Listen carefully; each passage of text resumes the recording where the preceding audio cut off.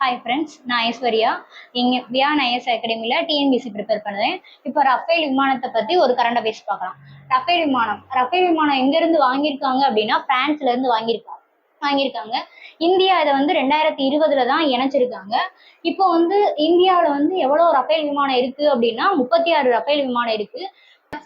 Rafale woman pilot யார் அப்படின்னா சிவாங்கி சிங் தான்.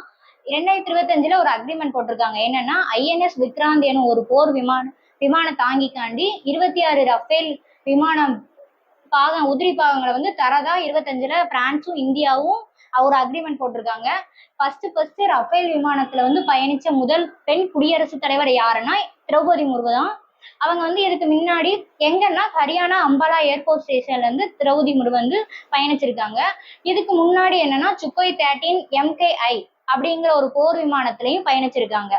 இதுக்கு முன்னாடி சுக்கோய் 13ல பயணிச்ச 2 குடியரசுத் தலைவர் யாருன்னா ஏபிஜேயும் பிரதிபா பாட்டீலும். இது இப்போ இருக்க நிர்மலா சீதாராமன் அவர்களும் இதுல பயணிச்சிருக்காங்க. உங்களுக்கான ஒரு கொஸ்டின், தேஜஸ் எனும் போர் விமானத்துல பயணித்த இந்தியாவோட பிரதமர் யாரு? அதை நீங்க கமெண்ட்ஸ்ல சொல்லிருங்க. இது போல மேலும் அப்டேட்ஸ் தெரிஞ்சுக்கிறதுக்கு வியான் ஐஎஸ் அகாடமியை ஃபாலோ பண்ணி வச்சுக்கோங்க. நன்றி.